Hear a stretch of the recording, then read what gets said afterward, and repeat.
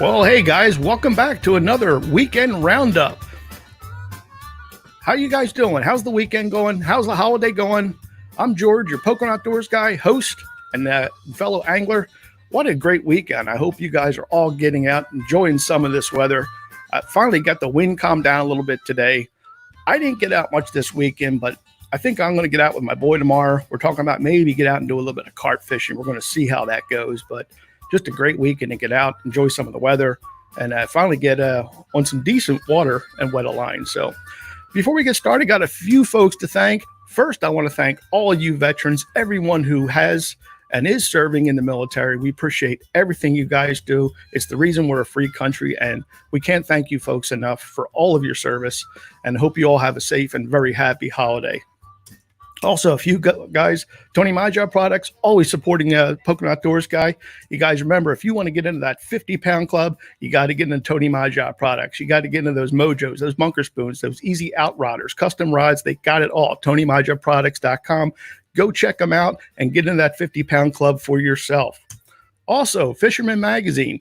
Remember that every Thursday, Jim Hutchinson's going to give you the look ahead for the coming weekend, and I'll even give you a heads up what's happening here in the Poconos, all the tips, tactics, and tackle you need to be a better fisherman. So that's all of our folks, and be sure you check them out and support the folks that support us. So again, what are we doing, guys? Let me get some comments on here. Who's here and saying hi? Stevie, what's up, Steve? How you doing, buddy? Thank you for tuning in, especially on a holiday weekend. I mean, I don't know how many people are going to have today. Everybody's out barbecuing and having a cold beer and enjoying themselves, but really do appreciate you folks watching. Do have a good show lined up. I got a good friend of mine. We've been talking for about a year or so, and gosh, the guy's got so much stuff that he does out in the hi, Samantha. Thanks for watching. Got so much he does out in the Northwest. He's from Oregon, and I think he's in the Philippines right now hanging out with this COVID virus thing. But I want to bring him in. We'll talk a little bit about some of the Northwest fishing and how we think that can apply to us folks in the East here. I think it's really interesting. I think this is a great show. Be sure you guys give us a lot of questions. I want to bring in Ted Johnson from Fish on Ted podcast. Hey, Ted, you there, buddy? I am. Good afternoon, George. How you doing, bud? You know, I'm doing well. How about you? We're doing pretty good out here. Things are going good. Say we finally got a good weekend. Weather's turned nice. And how's things out there? You're in the Philippines now, right? I am. Yeah, it's tomorrow for you in the Philippines. I'll ship you over the lottery numbers here in a little bit. Please do. Yeah, give me 6 your good weekend. Numbers. But everything is going well, you know. And that's great. I miss fishing on this weekend. We don't have the same type of fishing here as what we do in Oregon. But anyway, happy Memorial Day to you and all the listeners. You too, buddy. Thank you. We got a few more guys joining us. Tony Lucchini. How you doing, buddy? Thank you for joining us. And Art Bagley. Hey, Art, thank you for joining in again. Tony's trying for some catfish on a private pond. Go get them. And Jay Batch is on. Hey, guys. How you doing, Jay? Jay is our big winner for the giveaway the past 2 weeks. How about we say something for somebody else this week, Jay? You've just been killing it on us. He's been winning all the prizes. So anyway, Ted, tell us a little bit about yourself. First off, Fish on Ted podcast. Why don't you tell us a little bit about that? Well, gosh, the whole thing started many, many years ago, but I won't go that far back because I don't think we have enough time. But I became actively involved in the fishing industry in the Northwest when my brother-in-law and I, Mike Fisher, set up a company that was called Mike and Ted's Fishing Adventures, or Fishing Extravaganza, if you may, is where it changed to. And we hosted tournaments in Oregon. And then we did a lot of work and took a lot of people up to Alaska. And that's where we got started back in the 80s and 90s. And I picked up the name Fish on Ted because when I would hook a fish, I'd always scream fish on. And so I got tagged with that. And Fish on Ted has sort of haunted me and followed me for a number of years, obviously. Now, gosh, going on 30. And I thought, you know, when I was going to put on this podcast. What am I going to call it? I've been involved in the industry, helping guides and lodges and charters market themselves. And I didn't really want to name it for that company. And I thought, I'm going to call it Fish on Ted. And so Fish on Ted got spurred and birthed a couple of years ago, and it's grown from there. Yeah, it's a great podcast. Matter of fact, you even had me on as a guest one time, and I really enjoyed that. Thank you. Yeah. Why don't you tell little folks about what you talk about on? I mean, obviously fishing, but just go over some of the highlights. We cover a lot of ground, and we've got clients all over the world, from Argentina through North America. We've got clients in Southeast Asia and in Europe and all sorts of places. And so it just depends on the week on what we're going to be talking about. I work not only in the fishing community, but the hunting community. So we talk with guides about, fishing for salmon or fishing for sturgeon. We had a conversation with a guy a while back that fishes for alligator gar on the Trinity River down in Texas. And then we also talk about hunting grizzlies or hunting muskox. And you name it, we're sort of covering a lot of ground just depending on the week. Sure. I think you touched on one thing there. You're talking to guides. You have another business too, where it's called Marketing for Guides, right? Why don't you tell us a little bit about that? Well, Marketing for Guides is a company I birthed in 2013, and I had an opportunity to take an early retirement from the corporate world. And I thought, George, darn, I'm just too old. Or too young, forgive me, too old, too young to retire. What am I going to do? And I grew up fishing and just absolutely had a passion for it and always have. And I thought, with my marketing background that I did in the corporate world and sales background and that sort of thing, I'm just going to take it over to this industry. And one thing led to another. And we started Marketing for Guides as the company. And sometimes we are pigeonholed as a web designer, and we put up a pretty nice website for guides and lodges and charters. But we also take it to the next level and help them market themselves online and offline with whatever is working. Our motto for Marketing for Guides is putting butts in boats. And that's really our focus, is helping people grow their business by putting more paying customers, in their boat. Sure. Well, that's what it's all about. Yeah, it is. Yeah. Now, one of the things I wanted to get you on the show is because you grew up in Oregon. I think you're based out of Oregon now, correct? I am. That's what, Eugene, I think you're in? And you go Ducks. Absolutely. Eugene, Oregon. Right. Okay. Well, one of the things you guys are really big out there is a lot of salmon and trout fishing in some of the rivers, and especially the drift boat fishing. And I wanted to kind of look at, not only talk a little bit about the trout fishing, but that's something I don't think we do enough of out here. I mean, there's a few guys running drift boats, and geez, we're sandwiched between a couple of rivers out here. And I really can't understand why we're not doing more of it here. Why don't you go over a little bit about, what it's like to be out on a drift boat and getting into some fish a little bit? Well, a drift boat is aptly named because that's how you use it. You drift from point A to point B on a river. And originally, drift boats were called McKenzie River boats. And McKenzie River is the river I grew up in southern Lane County, kind of in west central Oregon, where we have a lot of coastal rivers. And then we have a couple larger rivers that come on through. And the McKenzie River drift boat really became the staple for people, when it came to fishing the rivers. And we had a lot of bank fishermen back in the 30s and 40s, but they found if they could get out on the river and they could, traverse some of the shallower waters in these boats, that they could fish more, obviously fish more water and catch more fish.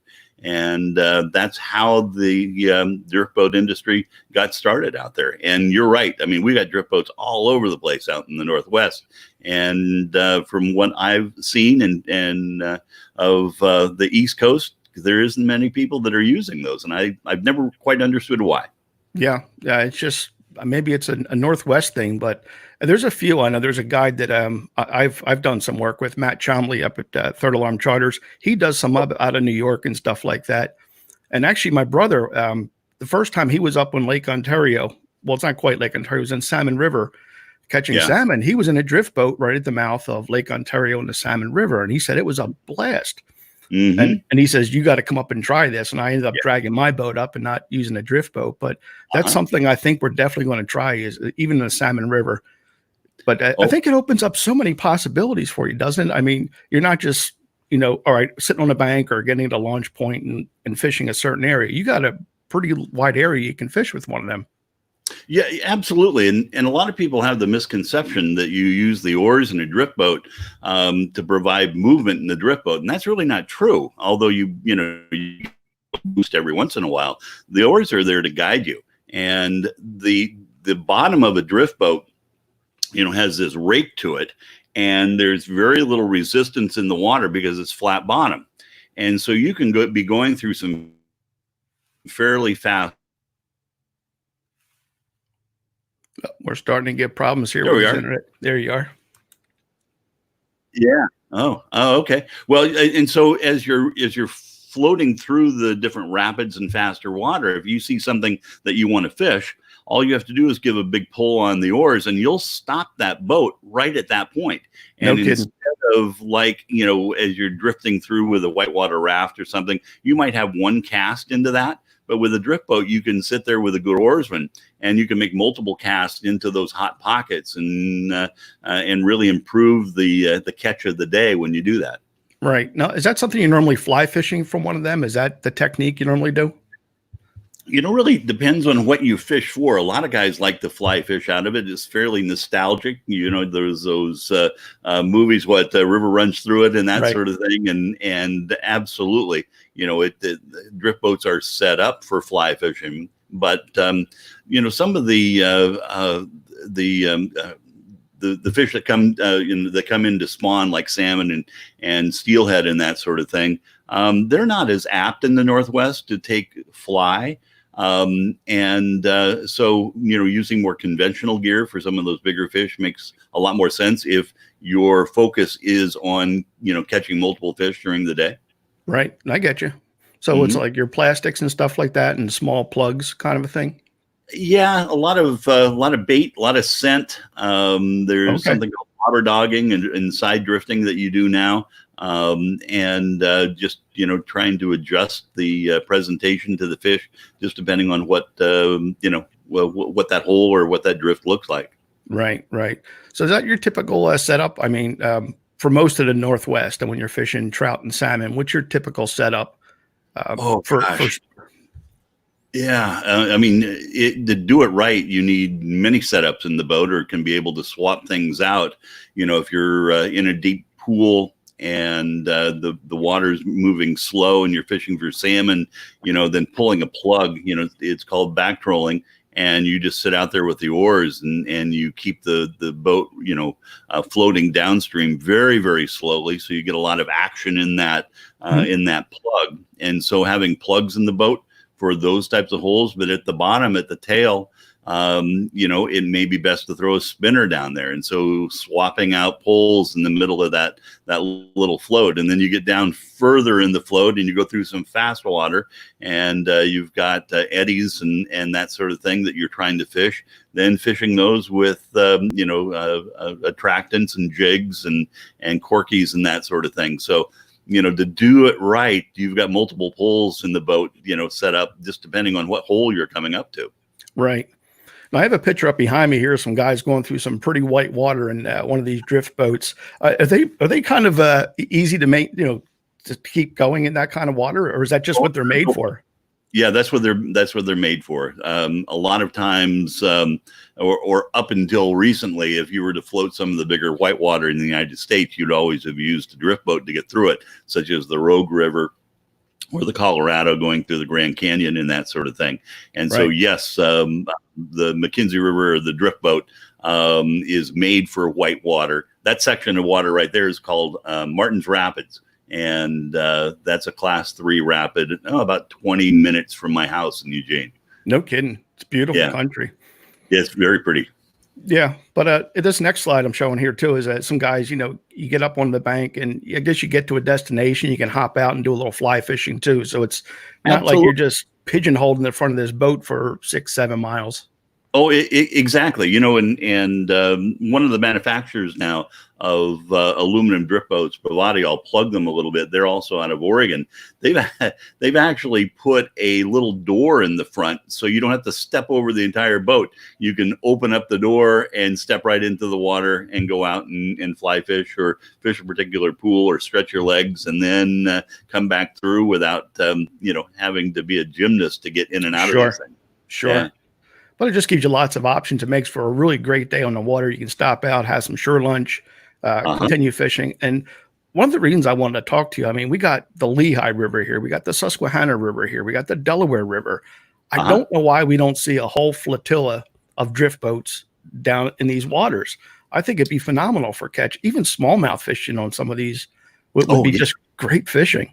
Yeah, yeah. We've got some smallmouth fishing in like the and a couple of the other rivers in Oregon, and the boats are phenomenal for that. So again, you see an edge, you see something that looks real fishy, and you know, if you're walking the bank, you can only, you know, fish a certain amount of those per day. Where in a drift boat, you're bouncing between those holes, and picking up 100, you know, 120 smallmouth in a day is a pretty easy task during the summertime in the rivers that I'm talking to you about. That sounds like a terrible day fishing. 100 smallmouth a day. I don't know how you manage that. You know,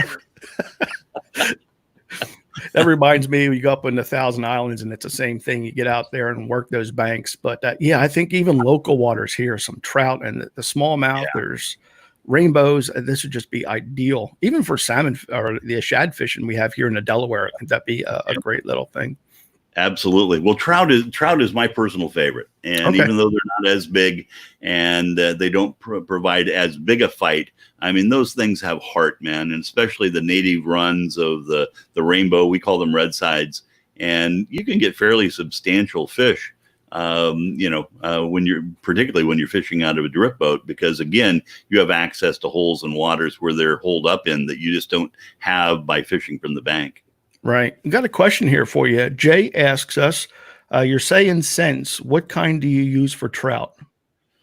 Well, it depends on, you know, it depends on, you know, again, what time of year you're fishing and that sort of thing. I don't know how it was back east about 20 years ago, but it used to be WD-40 used to be the scent of the day, and you'd spray everything with WD-40. And no kidding.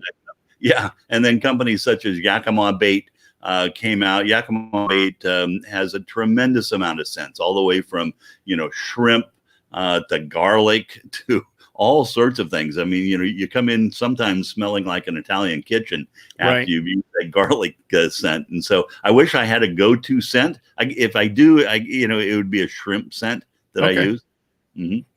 That's I want to talk a little bit about a company I'm starting to work with called stinkyballs.com.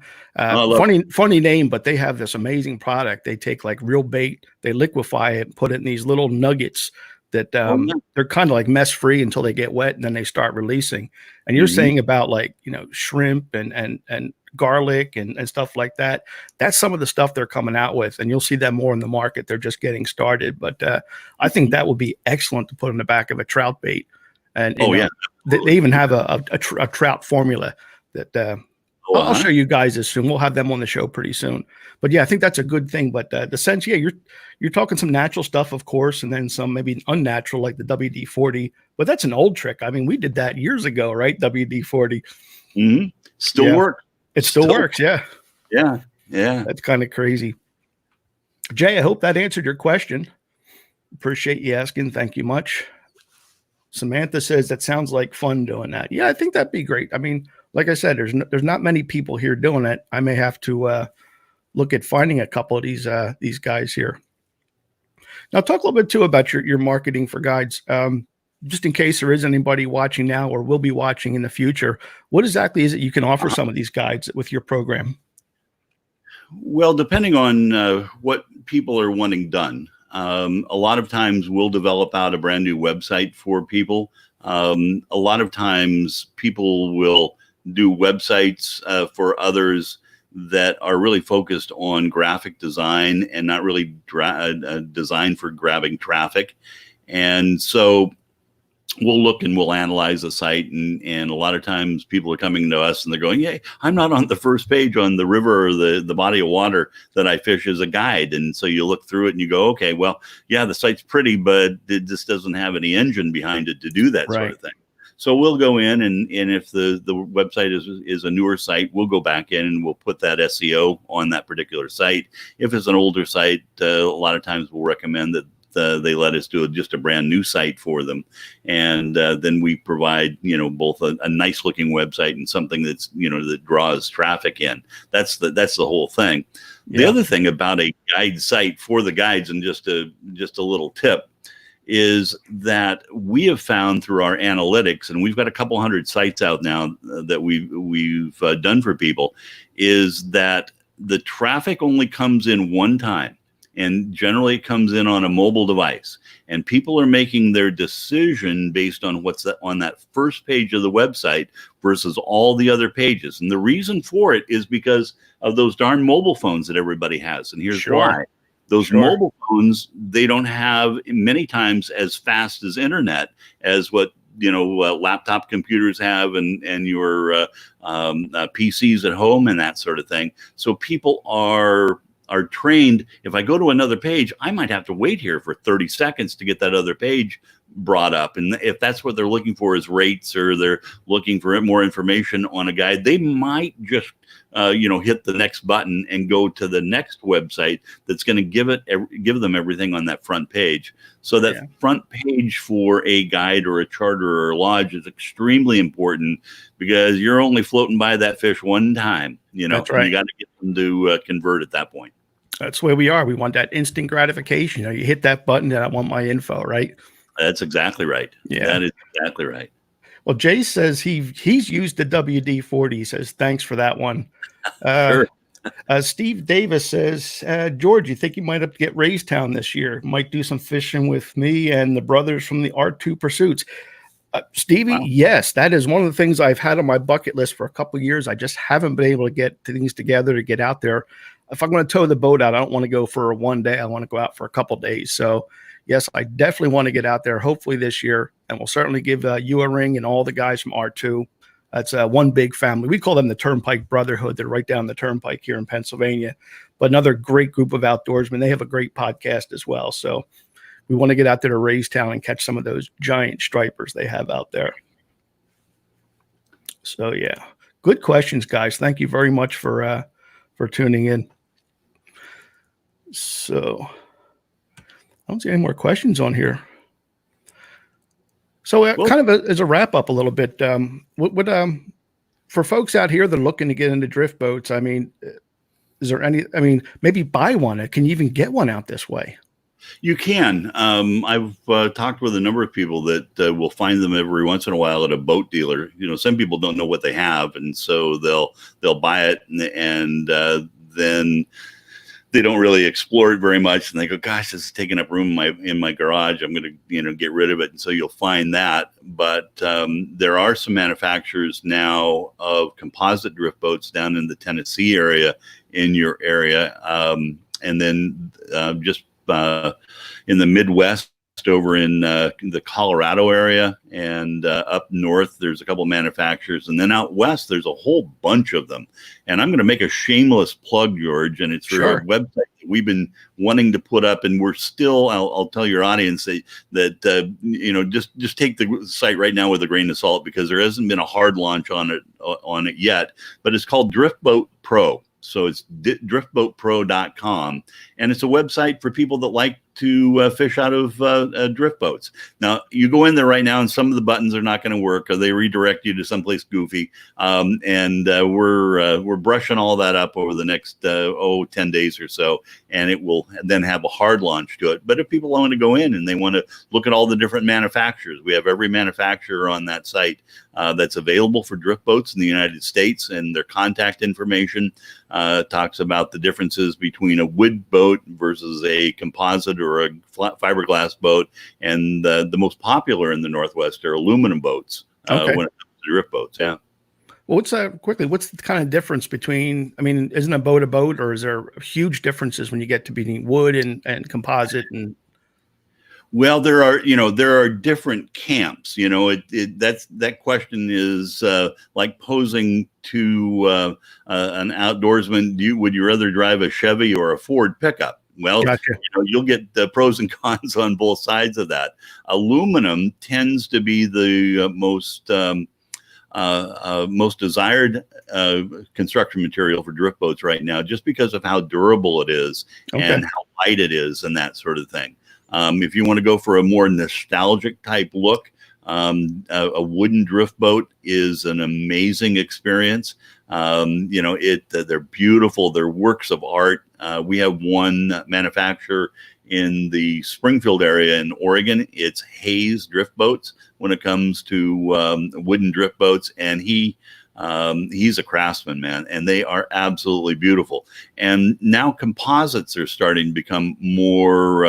You're seeing more and more of those. Clackacraft and Stealth and those companies are starting to make those boats, and it's amazing what they're putting in drift boats now in regards to amenities. I mean, you have heated seats in them, you have heaters in them. In fact, I think it's Willie Drift Boat out of Medford even puts in what they call a pizza oven. And you have this section that kind of pulls out from the front of the boat, and your heater's underneath it, and you put in your frozen pizza or the lasagna you had the night before, or breakfast rolls, and you put it in there in foil and give it 5 minutes and pull it out, and voila, right? You got to eat though, right? You got to eat. Yeah, that's they just couldn't make it any easier. That just makes it sure lunch, just out of the water, Yeah, exactly. And when you're adding all those amenities to a boat, it drives the price up quite a bit. I mean, it isn't like you're buying an $800 rowboat. It's a whole lot different than that. Sure. But you're looking for some creature comforts too. I don't know, depending on the speed of the river and all that and how fast. I mean, if you're going 6, 8, 10 miles downriver, I mean, you could spend the entire day there. So you want to be somewhat comfortable. Yeah, exactly. And a lot of the drift boats, the back end of them has the ability that you can put a small engine. A lot of the rivers out where we're at, you can't have a motor on your boat. I mean, you just have to drift it. That's the way it is. And you wouldn't want a motor on the end of the boat because it'd get hung up too much as you were going down through things. And so, so you're right. When you put that in the water, you're pretty well committed, for the next 6 or 8 hours at that point of getting from point A to point B. But what a way to go. I mean, it seems like a really enjoyable way to spend the day fishing. Very personal way to spend the day fishing. It's you and maybe 1 or 2 other people, and that's it. That's exactly right. Yeah, it's very serene, very quiet. You're hearing the deer, you're hearing the birds. If you had a motor going, you're not hearing any of that. Sure. Yeah. Well, I'm really hoping that the folks around here, maybe some of you younger guys, see this. It might be a good business opportunity for some folks that want to get into guiding or something like that. It's a good, I won't say inexpensive because I'm sure these aren't cheap, but it's cheaper than a 25-foot center console for sure. Oh, absolutely. Yeah. But it's a good way to get in and great business opportunity. And if you get people in, once they fished out of a drift boat for, salmon or steelhead, and they've had that experience, because it really is an experience that whole day, right? Once they have that experience, they're pretty much hooked at that point. Sure. I can see why. It looks really good. Okay, Ted, any kind of closing remarks or any comments you want to leave the viewers before we move on to the next segment? No, I just want to thank everybody for tuning in today. And George, happy birthday, man. It was your birthday. Thank you very much. Yeah. Today. And also happy Memorial Day. Thank you, everyone out there who has served our country and paid the price of giving us the freedoms that we have. And absolutely. Anyway, just appreciate that. Yeah. I can't believe I'm 35 already. I mean, just go think, Yeah, absolutely. Yeah. Anyway. Ted, how can folks get a hold of you? Say there's a guide watching, he wants to get a hold of you. How can they get a hold of you? You can go to Fish on Ted which is on iTunes or Google Play. And that's where our podcast is. Has all my contact information. If someone is a guide and would like to look at the different services that we provide, the website marketingforguides.com is one way. I also mentioned the driftboatpro.com. That has all my contact information.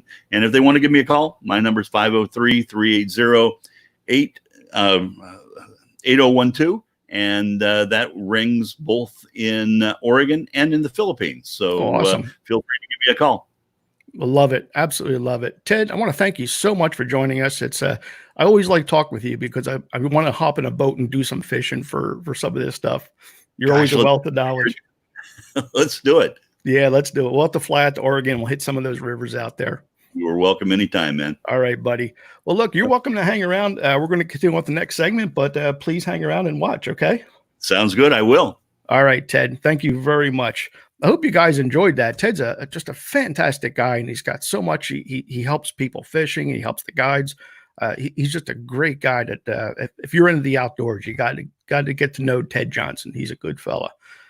So anyway, Stevie says, thank you for the awesome info. Stevie, thank you for watching. I mean, it really means a lot. We're trying to bring people on that can give you tips, like we say, tips, tactics, and tackle that'll get you on these fish and make us all better fishermen. And, people like Ted are just a wealth of knowledge. I love talking with him and sharing that information with you guys. So thank you very much for watching.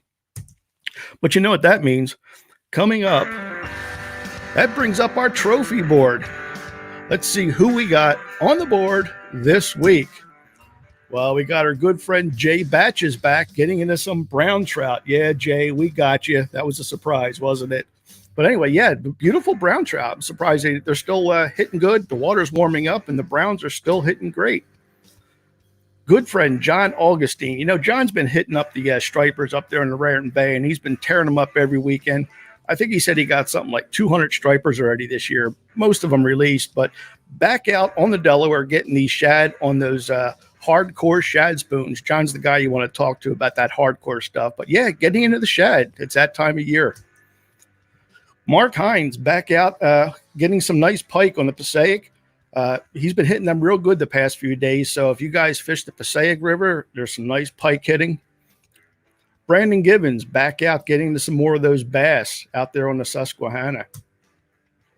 Good friend Mike Schwartz, he's hitting that Raritan Bay, and he's up there getting some beautiful stripers. Mike is a good friend of ours from the Dunkelberger Sporting Goods guys. Haven't been able to see them much with this COVID stuff. I'm hoping we can get that behind us and get back over and see some of my friends there. Also, good friend Matt Tromley. Here's another guide. Third Alarm Charters up there in Vermont. He getting some nice bass up there on Lake Champlain. Beautiful fishing. I can't wait to get back up there and fish with Captain Matt. And good friend Eric Goodstall, again, here in the Poconos, switching up from all those trout. He's been in the bass in the past few weeks, and he's been real successful at it. Been doing real good. Great fish, Eric. Good to see that you're still getting them. So, okay, guys, be sure you send us those pics. We want to get you in this trophy board. Every catch is a good catch. We want to see those pictures. And that's going to bring up our next segment, which is the giveaway trivia. Now, Jay, I want to ask you to behave yourself this week, and you've been killing it. But this week, we got some more of these Berkley power baits for you guys. I got 4 packs, including that new Max scent. I got a couple packs here with that Max scent. If you've never seen it, you don't even need a hook. You just put that on. They just will not let it go. They'll swim away, and you can bring them in the boat almost with no hook. They just will not let go of that. So it's really good stuff. I got 2 packs of that and 2 packs of the regular Berkley power baits so you guys can get on some of these fish. Okay, now, question is going to be the first person that can give me the correct answer will win these 4 packs of baits, and I'll get them mailed out to you. So the question is, which organ in most fish provides its buoyancy? Which organ in most fish provides its buoyancy? Is it the lungs, the pancreas, or the swim bladder? Which one is it?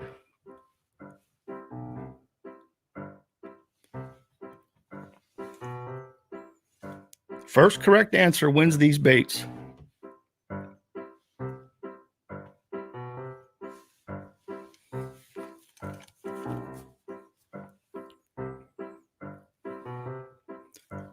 Come on, guys. Oh, Stevie Davis. There we go. Swim bladder.